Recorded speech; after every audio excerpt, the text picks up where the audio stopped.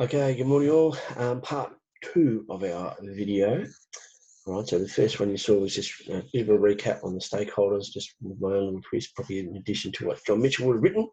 You're very welcome to go and look at John Mitchell's video on this section as well, awards and agreements. I'll just put my own particular spin on it. All right, so back to our PowerPoint, which is down to the next page. There we go. Good. All right, so you've already seen this particular slide. All right, so just looks at the decentralised and decentralised process where the awards are a part of the Fair Work Commission. They set them up in a centralised sort of fashion because they cover all industries right across the whole of Australia. What do awards do? They set out the minimum pay conditions for all jobs, and they're based on the 10 national employment standards. So if you could look that up, I think they're also listed in the text as well. Agreements, they are more on a decentralised basis. This is where employees and employers negotiate directly with one another to create terms and conditions which are specific to that employer or to that workplace. Okay, so the examples were, as I looked at, was the employer, Woolworths, right across Australia might want its own particular agreement. It's happy with the award, but it wants certain things that it wants for its employees and to improve flexibility and productivity. So they might have an agreement. That agreement would be going right across Australia. So that's and it would only be for Woolworths employees. The Coles people might either go off the award or they might go off their own agreement. We can also look at an agreement being for a specific workplace. Okay, so the example there might be the Wonthaggi desalination plant. It's sort of just like a one-off, and has its own particular circumstances there. So the employee and employers can negotiate an agreement for that particular workplace as well. All right. You might have some other examples, like a bank might have a central processing department, and that might be based in Melbourne, and they might want to have their own terms and conditions for that particular department as well. So it can work like that. So you might have an agreement that ANZ has for its employees that are in branches and for most of its office staff right across Australia, but then you might also have a specific workplace agreement for one particular department. And as I said, an example might be the National Loan Administration Department, which is based in Melbourne, in Flinders Lane there. Now, with the agreements, they cannot go below the award, so they must meet the 10 national employment standards as well, but they cannot pay less or give worse conditions, so that's a really important thing. The other thing about the agreement is they must be endorsed by the Fair Work Commission. The Fair Work Commission must have that agreement, they must have a look at it, they would then register it as a legal agreement. Okay, agreements tend to have a lifespan of about between 2 and 4 years, generally about 3 years. That tends to be the standard though. Okay, where an agreement is null and void, then we would go back to the award. Okay, so if they decided we don't want to have an agreement anymore, then the employer would say, well, I'm going to go straight off the award. Okay, so we have agreements. Now, collective agreements and individual agreements. Well, what's the difference there? So a collective agreement is where the employees and the employers get together and they negotiate terms and conditions for a particular workplace or employer, as I've already stated. Examples might be, so the AAU helps the state school teachers negotiate their agreement with the Victorian Education Department. New South Wales, WA, South Australia, quite likely they would have their own agreements as well. Okay, I know West Australia in particular has its own specific workplace agreement. Okay, and that we would find that our paying conditions are different to those in Western Australia. They have their own set of circumstances. They have quite a lot of remote schools, and so there is a number of different things that they would have to incorporate into that. Victoria, we do have country schools, but they're not as remote as, say, Fitzroy Crossing or Broome or Kununurra.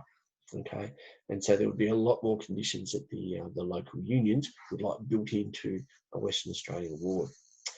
Woolworths, as I've already explained, they can have, they want to have a separate agreement to all the other supermarkets. they don't have to follow the award. And similarly, maybe a business like a private hospital, such as the St John of God hospitals, which are in the Catholic health system, they might have one specifically for their nursing staff. And I've got an example of that. I'll look at that in a minute.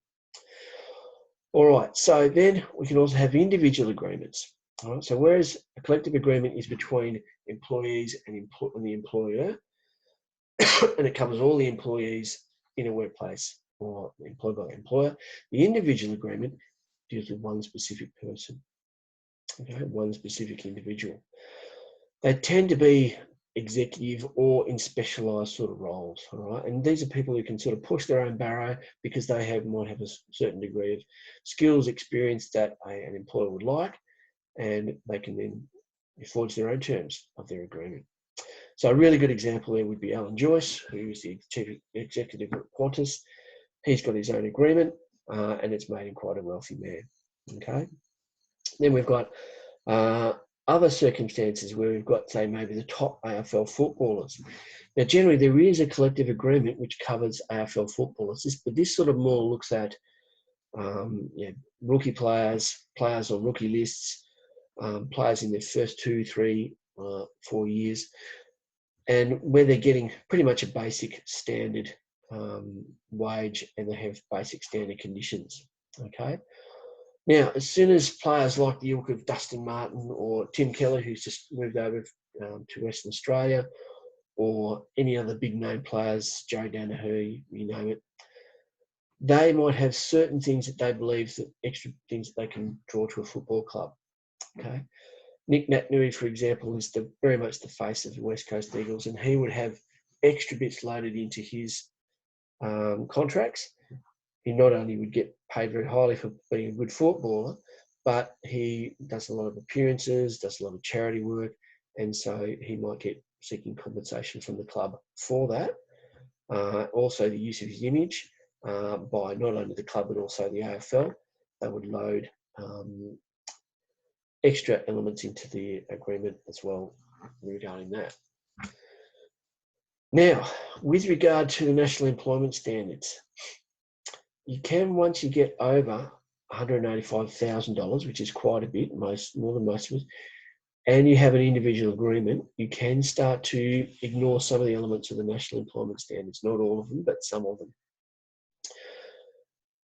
Now, why is this possible? Because these people are getting paid quite a lot of money, okay? And it's very different to most people in that industry or most workers in Australia, for that example. But it's only when they're getting paid quite a lot of money. Otherwise, even if you're on the collective agreement, you must still reach those 10 National Employment Standards. And even if you have an individual agreement, but under $185,000, you still must meet both the award and the National Employment Standards. All right, an example. All right, so I've got one here, which is for the nurses award. Now, this would cover all nurses right across Australia, no matter what hospitals they're working in. And we've also got a collective agreement here, which has been provided for us, and that would be for St John of God Hospital nurses. All right, so this is a private hospital group run by Catholic Health. All right, so we see there that there's two divisions of nurses, enrolled nurses and registered nurses. Enrolled nurses have TAFE qualifications. Registered nurses have degrees and higher, okay? So there's a higher level of education and therefore also responsibilities and tasks they get to do. Redundancy pay, 4 weeks for after the first year and up to 12 weeks pay for 10 years of service. And then sick leave, they get 10 days for the year. So that's a very basic award, okay? Now, with our collective agreement, we see here that the nurses get paid far more, okay, if we compare to the award, and that is the prerogative of the employer, and it would no doubt be part of the negotiations with the nurses and their representatives. So nurses, their union is called the Australian Nursing Federation, all right? But we see that they get paid significantly more, okay? Yeah, probably 10 to 12% across the board. They also have greater redundancy pay and also greater sick leave. Now, why would they might ask for those things? Well, I'll give you a really good example. Obviously, you know, the major sort of people who are involved in nursing are women. Women also have sort of you know, responsibilities with regard to families, particularly carers leave. So you can see the carers there.